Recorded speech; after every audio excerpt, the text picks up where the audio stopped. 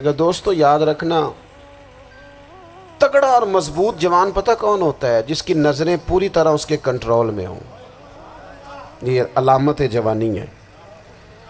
جس آدمی کا پوری طرح، دو لوگ دنیا میں کبھی کوئی کارنامہ سر انجام نہیں دے سکتے، ایک جو حرام کھاتا ہو، ایک جس کی نظر ناپاک ہو۔ محمد بن قاسم جب یہاں آئے تھے نا، تو ایک دن بڑے پریشان تھے، تو ایک بزرگ کہنے لگے آپ کیوں پریشان ہیں؟ کہنے لگے راجہ دہر سے مقابلہ ہے اور ہماری فوج تو سندھ کے رستے بھی نہیں جانتی، زبان بھی نہیں جانتی، لڑیں گے کیسے؟ 2-4 دن کے بعد ان بزرگوں کی دوبارہ محمد بن قاسم سے ملاقات ہوئی تو بڑے خوش تھے۔ کہا اب آپ کیوں خوش ہیں؟ کہنے لگے وہ میرا مقابلہ نہیں کر سکتا، میں نے تحقیق کر لی ہے۔ کہا کیوں؟ کہنے لگے نظر کا گندہ ہے، اور جو نظر کے گندے ہوتے ہیں وہ میدانوں میں ٹھہرا نہیں کرتے۔ میدان کے لیے نکلنے کے لیے پاک جوانی کی ضرورت ہوتی، تطہیر مزاج ہونا ضروری ہوتا ہے، پاکیزہ افکار اور سچی اور سچی ستھری سوچوں کا ہونا ضروری ہوتا ہے۔ اس لیے فرمایا کہ میرا مقابلہ نہیں کر سکتا۔ حضرت عبداللہ ابن حذافہ کمرے میں تھے، تو وزیر کی بیٹی اندر سجی سنوری پہنچ گئی۔ جیسے ہی آپ نے اس کفر کی چال کو دیکھا تو تیمم کر کے نفل شروع کیے۔ وہ ساری رات بیٹھی رہی، رب کا بندہ ساری رات عبادت کرتا رہا۔ عبادت بڑا سہارا ہے، مصلی بڑا سہارا ہے اللہ کے بندوں۔ صبح دروازہ کھولا، وزیر نے اپنی بچی سے پوچھنا چاہتا تھا رزلٹ کیا نکلا، تو وہ کہنے لگی پیچھے ہٹ جا، اب تیرا میرا تعلق کوئی نہیں، میں نے نبی پاک کا کلمہ پڑھ لیا۔ اس نے کہا میں نے بھی زمانہ دیکھا ہے، پر یہ کیا لوگ ہیں، کستوری کے بنے ہوئے، سندل سے دھلے ہوئے، کہ میں ساری رات کمرے میں رہی اور 100 اور 1000 آدمی جس جوان کا مقابلہ نہ کر سکے، اتنا طاقتور جوان کمرے میں رہا اور اسے نظر اٹھا کے نہ دیکھا۔ او کچا رنگ للاری والا جڑا چڑھدا تے لیندا رہندا ہے، اے عشق تیرے دا رنگ محمد چڑھیا پھر نہیں لیندا۔ میں کہا ایک دفعہ نظر اٹھا کے نہیں دیکھا، کمال ہو گئی۔ اتنے بڑے لوگ، اتنی بڑی سعادت مندی، فیروز بختی، معاملہ فہمی حد ہو گئی۔ اللہ اکبر۔ دوستو بادشاہ جب پوری طرح ہار گیا نا، اس نے کہا مار دو۔ تیل گرم کیا ایک کڑاہی میں، اور جب آپ کو اس میں ڈالنے لگے تو آپ کی آنکھوں میں آنسو آ گئے۔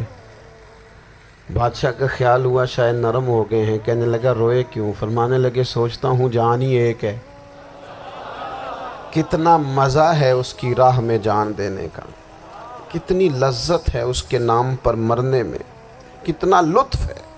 جے تو چڑھیا اتے دار بھی نہیں، تے جے تو وکیا عشق بازار بھی نہیں، تے ایڈا سستا سودا پیار بھی نہیں، تے ایڈا سستا لبدا یار بھی نہیں۔ کئی جنگل گانے پیندے نہیں، کئی دوزخ لنگنے پیندے نہیں، جے وہ اس ملوں بھی مل جاوے، ایدوں سستا ہور بپار بھی نہیں۔ تے کچھ سمجھ نہ آوے لوکاں نوں وہ کادے نال شہید کرے، ڈٹھی یار دے ہاتھ تلوار بھی نہیں، پر او دا خالی جاندہ وار بھی نہیں۔ کہنے لگے ایک جان ہے نا، تو دل کرتا ہے ہزاروں ہوتی تو ایک ایک کر کے محبوب کے نام پہ قربان کرتا، جب میرے پاس ہے ہی ایک، کروں کیا؟ حضرت عبداللہ ابن حذافہ رضی اللہ تعالیٰ عنہ جب روئے اور بادشاہ نے یہ بات سنی، تو بادشاہ اٹھ کے کھڑا ہو گیا، سارے وزیروں مشیروں کو کہنے لگا تم نے کہا تھا نا بندہ ضائع کرنے والا نہیں، یہ بھی ضائع کرنے والا نہیں۔ کہنے لگا میرا ماتھا چومو، تم جیسے لوگوں کو قتل نہیں کرنا چاہیے، آزاد کرنا چاہیے۔ عزیز اپنی زندگی سے نا یہ بہت زیادہ ہرس، ہوس، طمع، اور یہ کسی بات کی بھی ہو، ہرس صرف پیسوں کی نہیں ہوتی ہے، شہرت کی بھی ہوتی ہے، یہ بیماری انسان کو اقتدار کی بھی ہوتی ہے، تعریف کی بھی بیماری ہوتی ہے، یہ سارے نقص ہوتے ہیں لوگوں کو، اور معاذ اللہ بعض جبوں کبوں کے اندر بھی ہوتے ہیں، وہاں بھی پنپتے ہیں۔ اپنی زندگی جب تک اس سادگی میں نہیں لاؤ گے جو رسول پاک نے عطا فرمائی ہے، جب لوگ آسانیوں میں پوری طرح الجھ گئے تو پھر وہ دور ہوئے اور کفر چڑھ گیا۔ دوسری بات، اللہ کے محبوب صلی اللہ تعالی علیہ وسلم کی محبت ہم سے تقاضا کرتی ہے کہ ہم اس مشن کے لیے کام کریں جس مشن کے لیے رسول پاک نے کام فرمایا ہے۔ ہم سارے کام بڑے مضبوطی سے، سوچ سمجھ کے، تدبر سے، حکمت سے، تقاضوں کو مد نظر رکھتے ہوئے کرتے ہیں سارے کام۔ دین کے کام میں ہمارا مزاج نہیں ہوتا، او ہو جائے گا جی، آپ بسم اللہ پڑھیں جی، شروع کریں جی۔ آپ تقاضوں کو سمجھیں، چیزوں کو دبائیں نہیں، چیزوں پر غور کریں۔ کسی کے ذہن کی سطح پر سوال ابھرتا ہے، اس کا تسلی بخش جواب دیں۔ اپنی زندگی میں دین کے کام کے لیے اپنے آپ کو وقف کریں، اور دین کے کام کے بہت سارے پہلو ہیں۔ ہزاروں لوگوں کو قرآن پاک ٹھیک پڑھنا نہیں آتا، ہزارہا لوگ ہیں جو قرآن مجید کے مطالب سے آگاہ نہیں ہیں، دین کی بنیادی ضروریات سے لوگ نابلد ہیں۔ میں آپ کو کس طرح یہ بات سمجھاؤں کہ ہزاروں کی تعداد میں طلاقیں اس لیے ہوتی ہیں کہ مردوں کو طلاق کے مسئلے نہیں آتے، انہیں پتہ نہیں ہے کہ مجھے حقوق زوجین کے معاملے میں کیسے چلنا۔ ڈھیر سارے گھروں میں تباہی اس لیے ہے کہ تربیت اولاد کا دینی منہج ہمیں نہیں پتا۔ اپنا حصہ ملائیں دین کے کام میں۔ ایک آدمی کو اگر تو نمازی کرنے میں کامیاب ہو گیا، تیری زندگی بدل گئی۔ وہ دین بیزار لوگ جو ہمارے بیچ بیٹھ کے ہماری نوجوان نسل کو پگڑی اور داڑھی کا نام لے کے بنیادی طور پر دین سے دور کرتے، ایسے نوجوانوں کو دین کا پیغام محبت دے کر دین کے قریب کرنا ہماری ڈیوٹیوں کا حصہ ہے۔ ہمیں ذمہ داری کا احساس کرنا پڑے گا، ہمیں یہ خاص قدم اٹھانا پڑے گا، توجہ دینی پڑے گی۔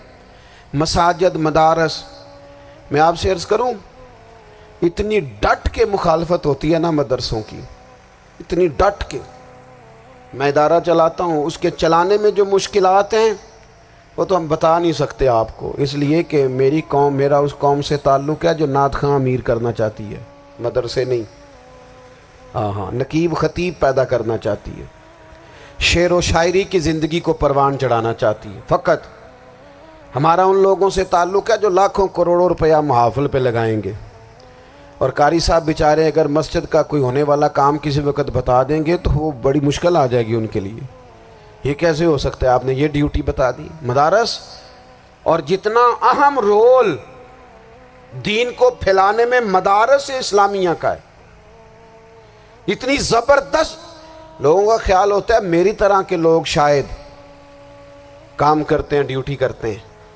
یہ 10-15 لوگ آپ کو نظر آتے ہیں جو آپ کو کہیں میڈیا پر یا ادھر ادھر ڈیوٹی کرتے، مخلص لوگ اپنی جگہ پہ، وہ بھی بڑا ہی کام کر رہے ہیں، جو میڈیا پہ آ کے بھی اخلاص سے اور درد دل سے کو دین کی، ان کی بھی کسی بات کی حوصلہ شکنی نہیں۔ لیکن ہزارہا اساتذہ جو مدارس میں بیٹھ کے پڑھاتے ہیں، جنہوں نے وہ سارے لوگ تیار، آپ سمجھ نہیں سکتے کتنا بڑا کام۔